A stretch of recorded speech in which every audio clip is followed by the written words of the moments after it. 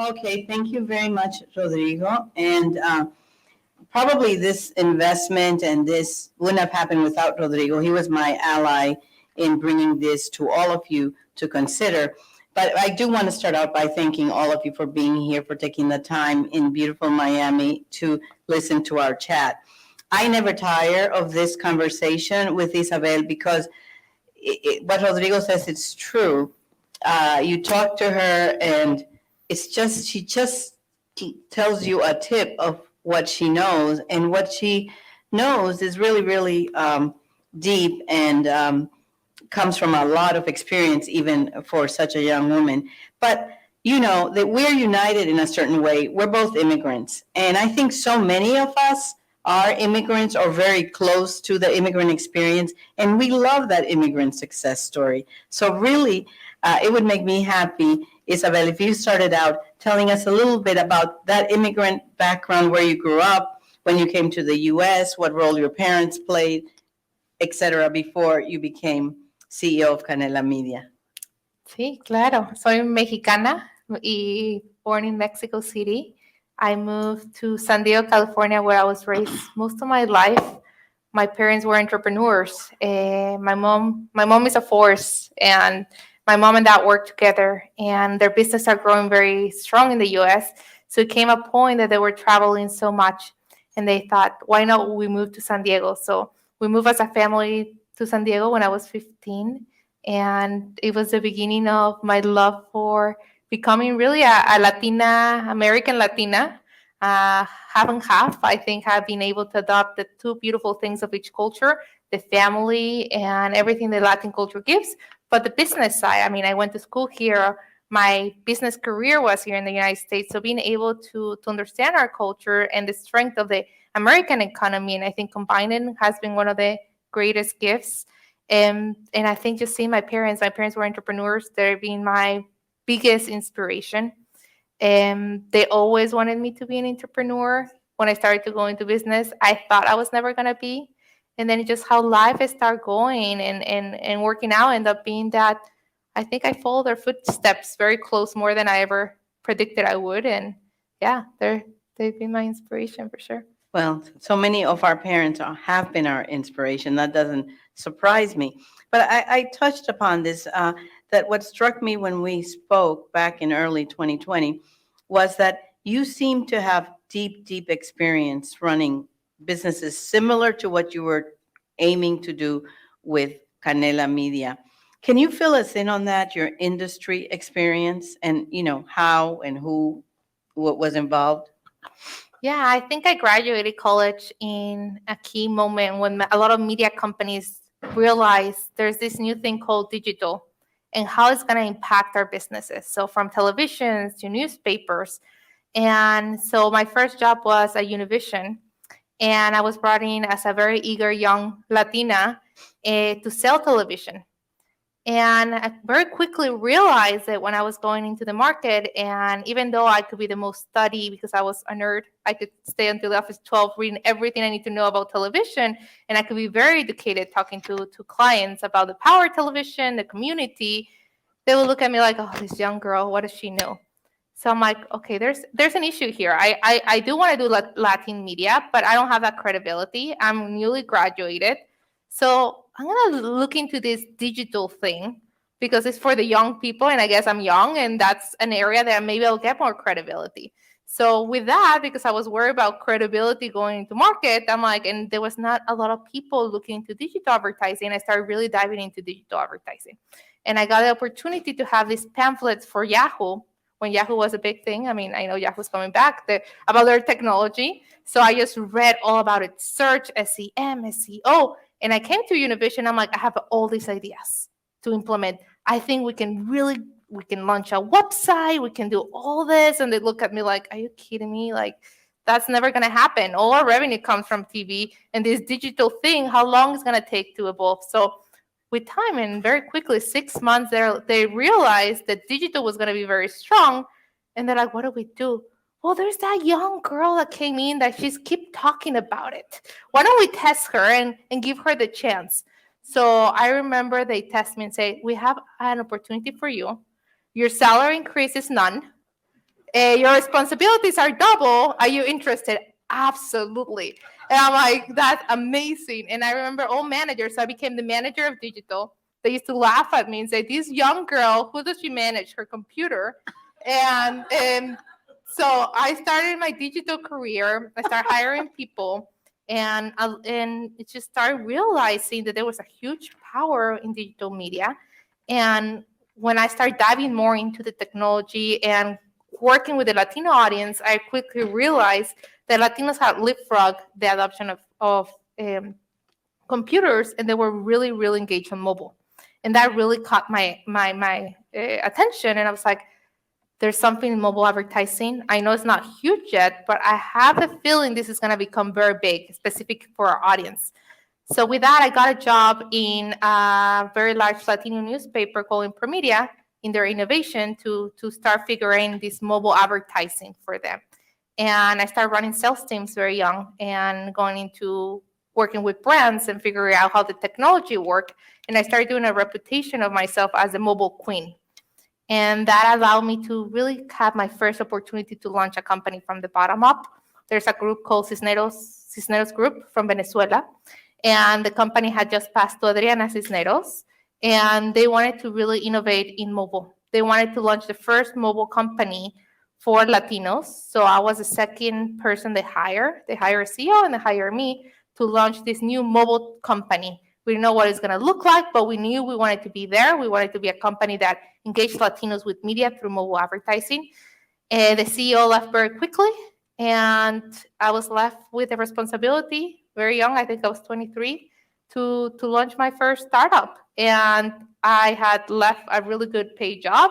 I had at that time my first baby, and I'm like, I need to make this work because I'm the breadwinner of my home, so I need to make this work. So I don't know how I'm gonna do it, but I'm gonna figure out this. So I started growing this company for Cisneros, and it became very, very successful. In 4 years, I opened offices in all Latin America. We went through a merger with a Latin company, and I saw this company become very, very successful. And I realized there, I was like, this is great. I built this company from the bottom up. I love adrenaline. I love growing something, but I build it for someone else. I want a little piece of that. So with that, I said, I'm going to build my own company. So I left that and I launched a company called Mobius Media, which was also mobile advertising, but more focused in data. And that company became very successful the first year. It was already profitable, and we caught attention of a global group called Preset Group, and they acquired a portion of my company. And I remained as a CEO for 3 years, so that company grew exponentially as well. And then I'm like, this is great, but I want something else. I want something more. I think there's more to this story. And that's where I decide, I think there's an opportunity in streaming. I keep reading all these articles about the streaming wars and all these services. And I'm like, I'm a Latina. I know the media space. And there's not a service out there geared to our audience. There's a missed opportunity here. So that's how I left my CEO position and left everything. I'm like, I'm going to restart and I'm going to launch this company called Canela Media. And I think it's going to be huge. And that's how the journey started. Well, it is huge.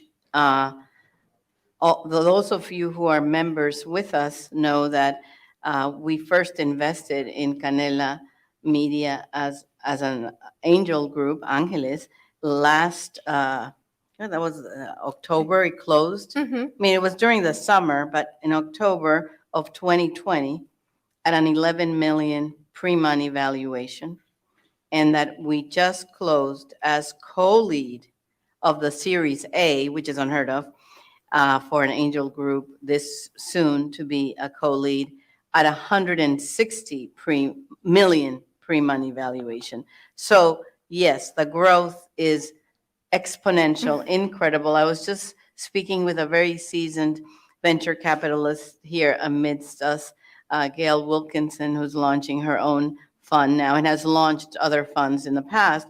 And she said in her experience investing in over 100 startups, maybe 2 of 100 have grown 15 times in 15 months. So the growth, you're underestimating it by saying incredible growth. There is no question it is incredible.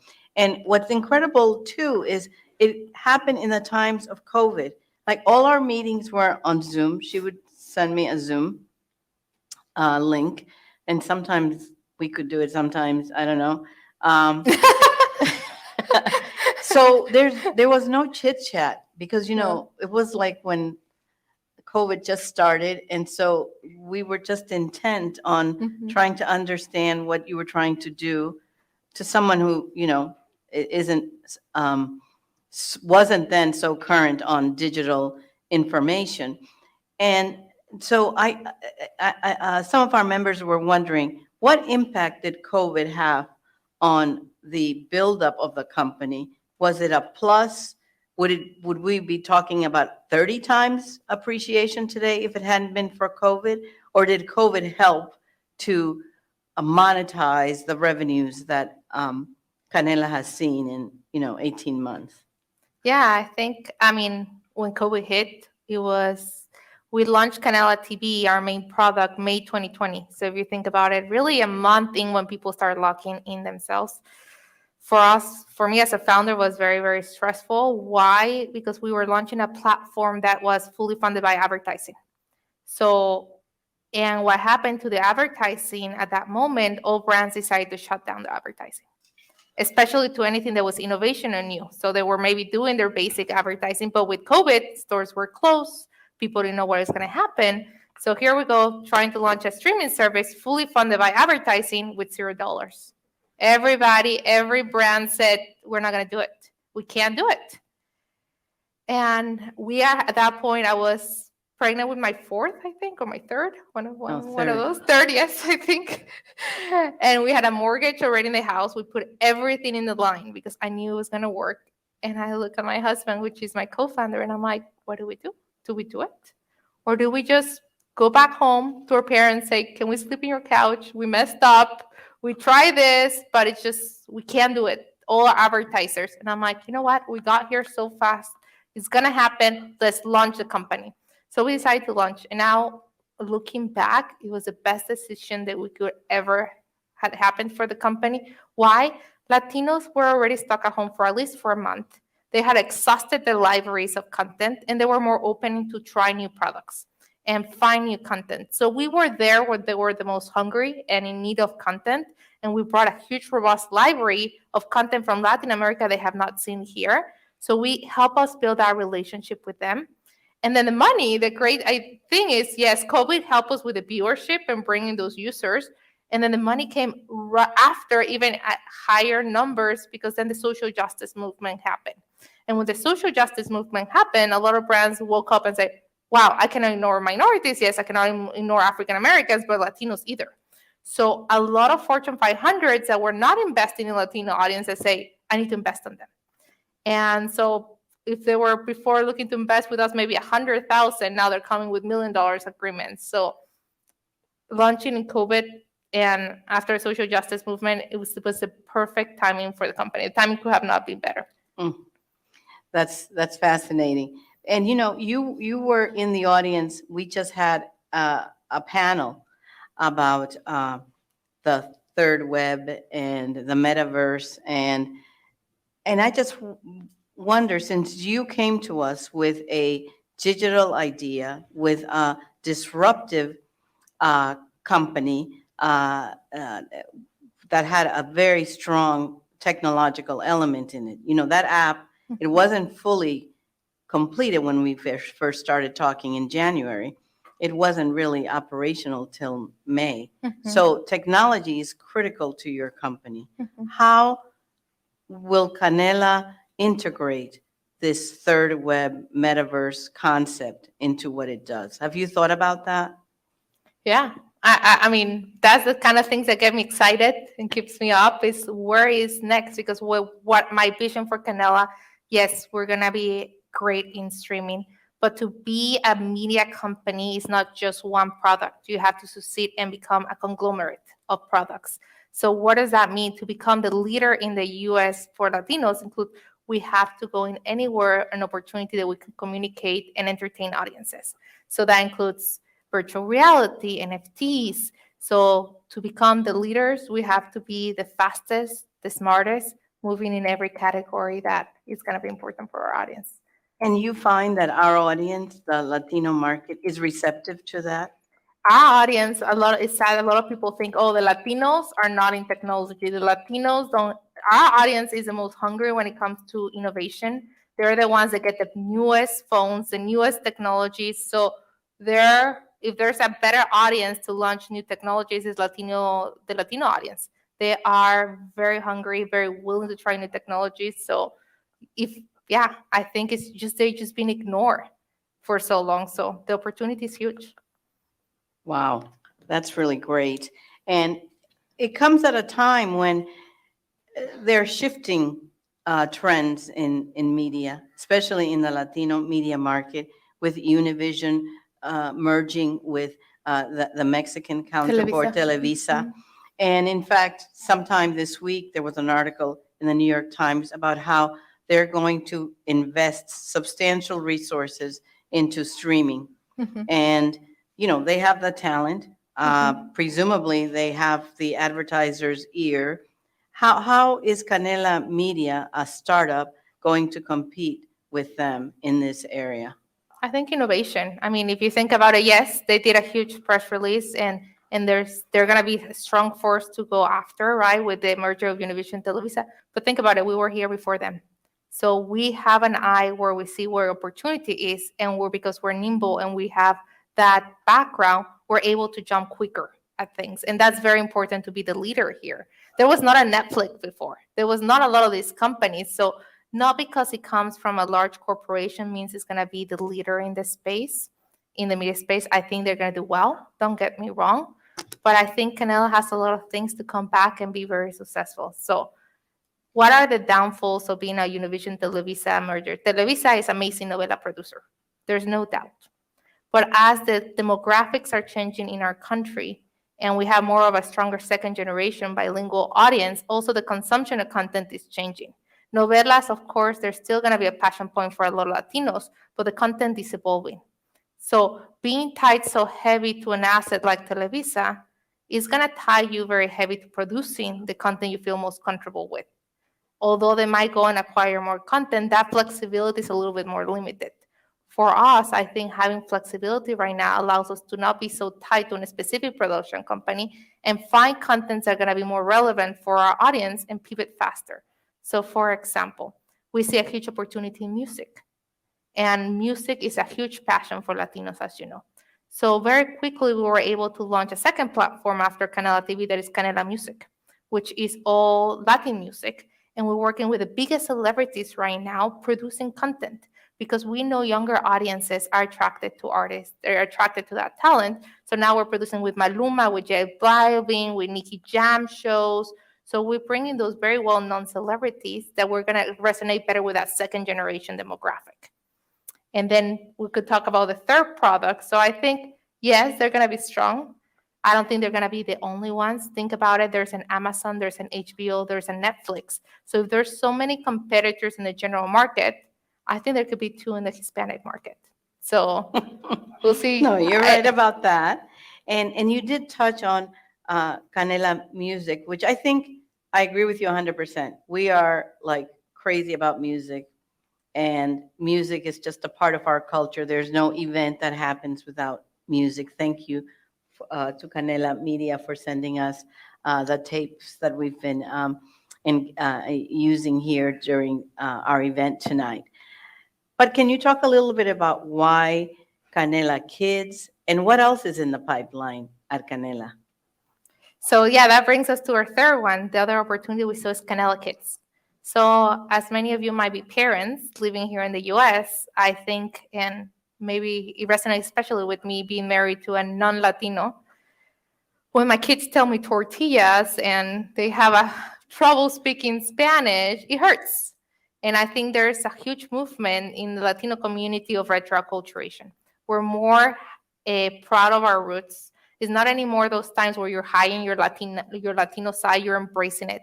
And you want your kids to be more Latino. You want your kids to know Spanish, to understand their culture and be proud of it.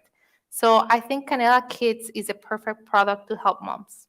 I think moms need a platform that is safe, educational, and that all entertainment content is in Spanish. So if your kid wants is gonna be sitting in front of a tablet or in the television set and is gonna watch programming, you're gonna be very comfortable. Say, go to Canela Kids. I know all the content is in Spanish. It will help you maintain that language, and then it will make you proud about your culture. How is it gonna make you proud about your culture? So we're creating a lot of originals that it teaches them about, for example, cooking shows, how to make the best empanadas and where they come from. Talk about the different countries in Latin, what makes them special, and the importance of being different and how to embrace those differences. So I think Canela Kids is going to be the best helper for moms, and I think moms are very hungry for a platform to ensure their kids are watching entertainment that is secure and is in Spanish. That's right. And demographically, it fits perfect with what's happening with Latinos and the kind of growth we're experiencing, particularly in the early years. And it's what makes our community such an attractive factor for advertisers. And I'm glad you mentioned moms, because when we spoke all those months, honestly, I didn't know you were a mom of 3 kids. It was only at some point I saw the picture on, we always communicate on WhatsApp, and there were a couple of children. But I didn't realize, like during the raise, that you were expecting, and that was baby number 4. That was like in May, you told me, of this year or last year. And I was like, what? Wait, how? And I think that it's important in the audience, and not just for the Latinas to hear, although we in particular need to know how to be more aggressive in business, how to incorporate business, because the reality of our economic situation is tragic. I mean, 50 cents on the dollar for an American man. It's terrible. Elevating the Latina elevates the family, elevates the community. It's central. So tell us how you integrate that with a husband who's a co-founder. What are the limits? How do you do it? Because with 3 kids, I know that after 2, that's when I stopped sleeping. So with 4, I mean, how do you do it? How do you fit it all, or does it not fit? Give us some pointers on how we can pursue business and family and have it all be successful. I'm going to be truthful. I mean, everybody talks about that work-life balance. I don't know if it exists, and if somebody has been able to achieve it, I would love to talk to you. I've been thriving. I've been saying, oh, I'm going to get there. And every time I'm going to get there, it's just something always has to give. Is there reality? It's impossible to be perfect at everything. You cannot be super mom and super executive and super wife and super friend. So you have to prioritize. And also making sure that the little time you have, make it worth it. So yes, it's very demanding running a startup. And so it does take a lot of time. And I have very limited time with my kids at the end of the day. So what I do is I make that time count. So if I have 2 hours, I don't have my phone. I shut my phone. I leave it in the office. So I'm with them. I'm hearing them. I'm eating with them. I'm putting to bed. So yeah, they might not have all day of mom there, but the few hours they have, I'm there for them. And in the weekends, I don't have as much time to go with friends. I had to spend the time with my kids. I had to prioritize what's my priority, and for me, it's my family. So I'm like, I had to limit my time with my friends to be with my kids. So it's just prioritizing times for what's important to you, and there's not a perfect balance, and there's things that hurt. So for example, and kids will notice, like they go to school and the moms make the beautiful cupcakes for the birthdays, and I go that night at 12 o'clock running to what groceries open and buy whatever cupcakes are left, and I put the candles. And so there's things, and then Santa Claus does not wrap gifts either, because Santa Claus does not have time to wrap kids. So and then Santa Claus is doing Amazon shopping, what arrives in 2 days before Christmas, and that's whatever comes to the house. So there's things that give, but as long as they're love, I think they're gonna be okay. I'm there. My mom was the same way. That's why when I was young, I was like, I don't want to be a business mom because my mom sucks at the cupcakes. And she's the last one to pick me from school. And there's something wrong here. I'm going to be super mom. So I try to say it's okay. I cannot be super mom, but I will do my best. And and they're great kids. That's great. That's really meaningful. And I think it's important that we absorb that, you can. You just have to do the best you can. I so Mhm. totally agree with that. We can't be this image of motherhood that's created out there, and then be like you said, you were the producer in your family. So everything has to be balanced. But earlier, we talked about the merger of Univision and the fact that their partnership is with an enterprise that's heavy duty producing Mhm. content. However, early on, you were determined to start producing news content. You said to me, we have to be creating our own story. We can't have all this happening at the border and it's not being covered Mhm. by Latino media. So and tell us about the production team that you set up in Mexico, and what other ideas for content do you have for Canela TV? Yeah, I think I saw huge opportunity in news because when Latinos cut the cord at that time, if you cut your cord, you didn't get access to Univision Telemundo, so you were very heavy dependent on whatever you saw on Facebook or your social feed. And what kind of news are you getting? What kind of content? How relevant it is? How informative it is for the Latino community?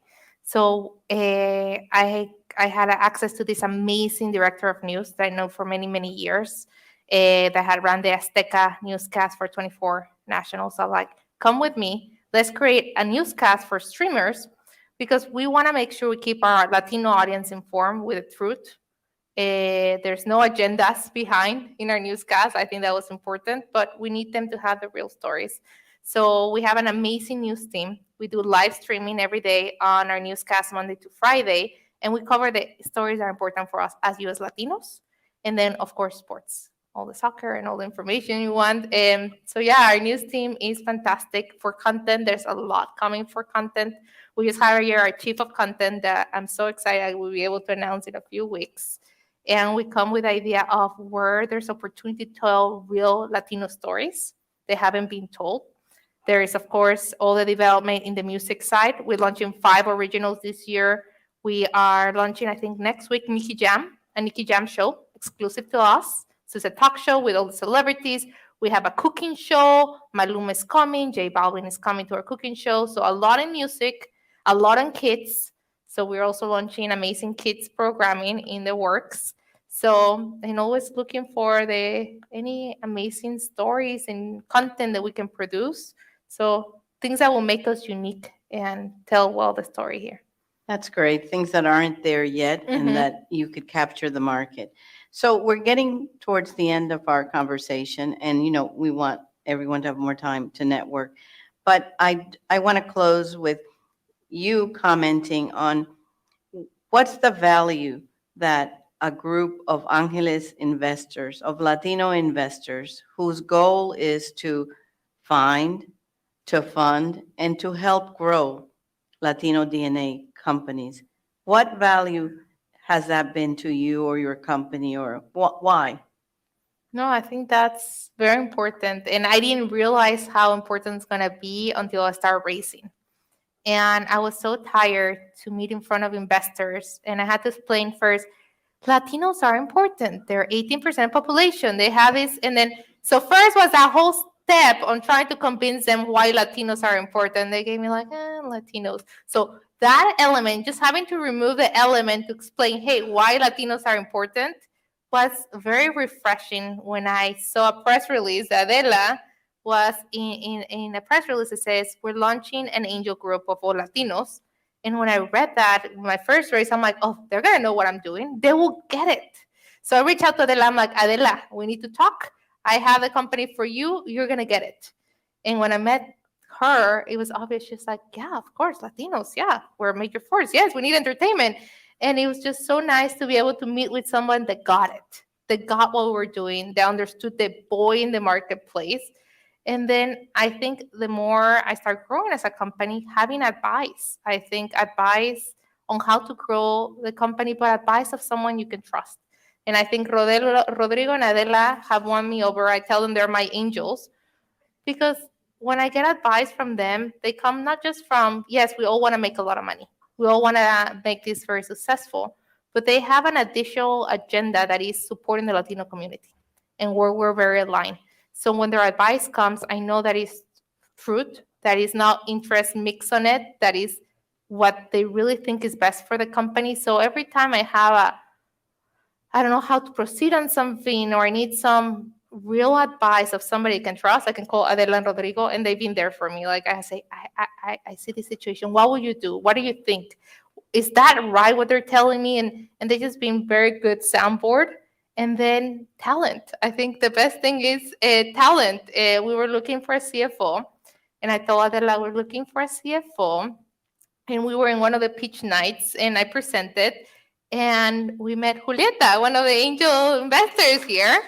And so now our CFO, which is fantastic, of course, it came from angel investors, so from talent to help. So when the Series A came, yes, it's not normal to have an angel group co-lead your Series A. But I think it also talks about the company who we are. We're Latinos, by Latinos, for Latinos, funded by Latinos. And we want to build a media company that is different. I don't want my company to look like a Univision, that all my C-suite is white and all my corporate team is white. And that's not a real authentic company. So when I saw Angeles leading my round, I'm like, this is what the company is about. And I think Angeles are a perfect partner for that, because we want to send a message out there that Latinos are powerful when they get together. And I think Angeles is very powerful. So that's why we chose Angeles to co-lead us. Well, thank you very much. I think that's where we want to leave it. And thank you. But we believe in what you were doing. For us too, having a company become, suddenly taking your formula and it's not to the market, our market, and it's not Latino, that's not what we're trying to do either. So, and I always told you that. If you change your mind, if you want to, it's okay. Because part of our goal is that our investors succeed, but there's a mission here. And the mission is, how do we help our community advance and breach this economic gap that exists? And you have to be the decider of what the right track is and what the right direction is. And so we're going to be here supporting you and watching this grow, grow, grow. And thank you for coming tonight. And all of you are invited to stay for a while and connect some more. Thank you. Thank you.